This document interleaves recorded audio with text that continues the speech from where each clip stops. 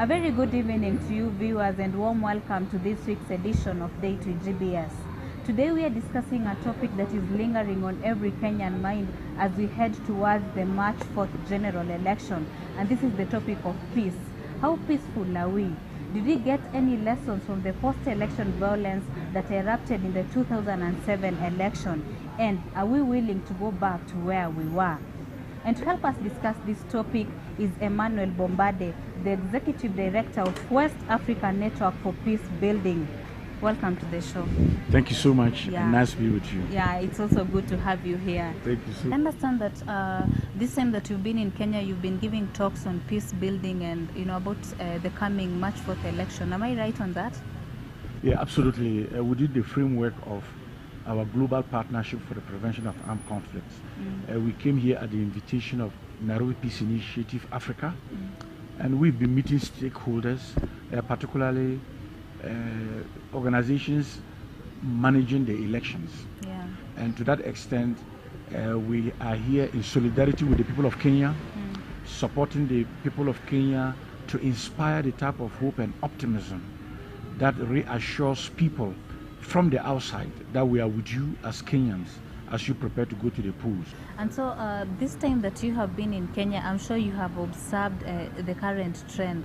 Can you say that we are prepared for the March 4th general election when it comes to peace? Are we ready? Have we done enough sensitization to Kenyans to ensure that they will not go into violence again? And even when it comes to equipment, are we ready? Have we prepared enough? Let me respond to your question at two levels. Okay. The first level is to ask, what are the preparations that responded to the underlying structural issues that in themselves are often the cause of violence? And I thought that Kenya has demonstrated a very high sense of responsiveness in dealing with that. And we see it through the creation of new institutions and the reform of other institutions related to the management of the elections. For example, this morning we met with the Independent Electoral and Boundaries Commission. Now, the restructuring of that commission in itself, in which we are now talking about more than 8,000 permanent full-time staff of the commission, is a departure from the past. The new laws that hold election officials accountable to any form of illegality, and the way those laws have been crafted in such a way that the sanctions in themselves are punitive and very hard, are all very important signs of the preparations you have undertaken at the structural level.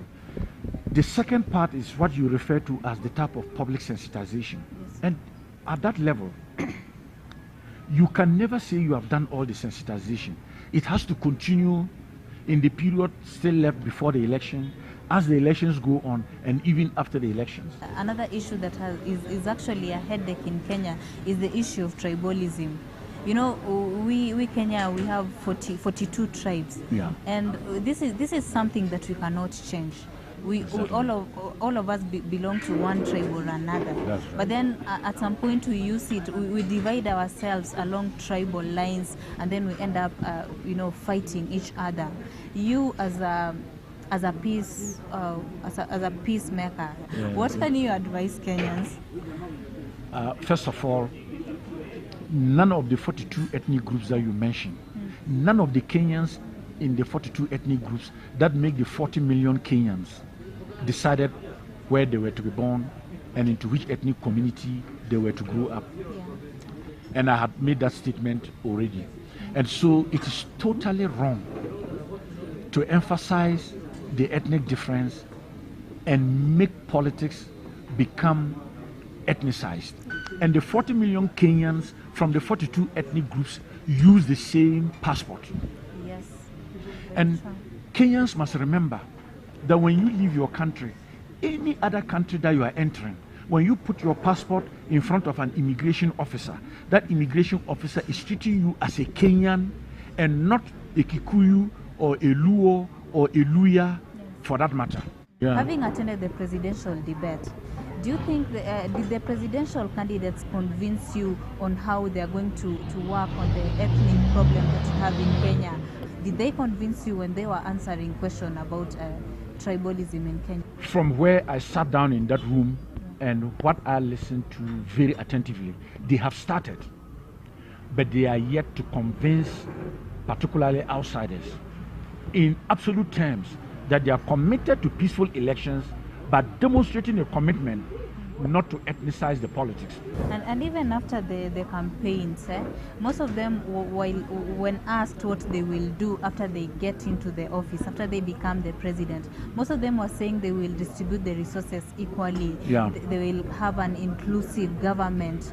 Do you think that is the solution to the tribal problem that we have in Kenya right now?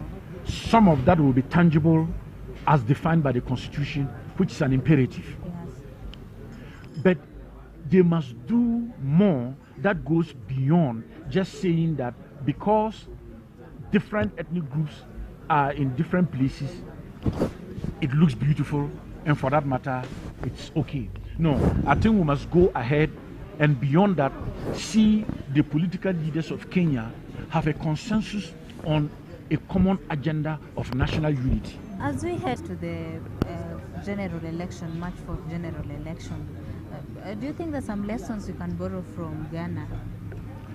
If there is a lesson from Ghana or lessons to share, it is one. Though you are prepared well, never be complacent.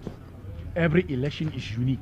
Still, as we head to the general election, there has been this issue, the ICC issue. Do you think Kenyans are free to vote whoever they want to vote in, irrespective of whether they are suspect or not? Because some people have been saying it's not okay for them to run for a presidential seat when there's a case on their head. What is your view on that? As a non-Kenyan, As a non-Kenyan, I do not want to take a specific position that can influence Kenyans in the way they vote. What I can say is that when you go to the polls, don't forget that you are an important member of the international community. You are not an island. You relate with the international community. You must be discerning both at the level of your priority as a country and at the level of your place in the global community. And I cannot say more than that. That has been Emmanuel Bombade from Ghana, the Executive Director of West Africa Network for Peace Building. And I hope you have learned something from him and maintain peace, observe peace, even as we head for the election. Thank you so much for your time, and be sure to book another date with us next Sunday.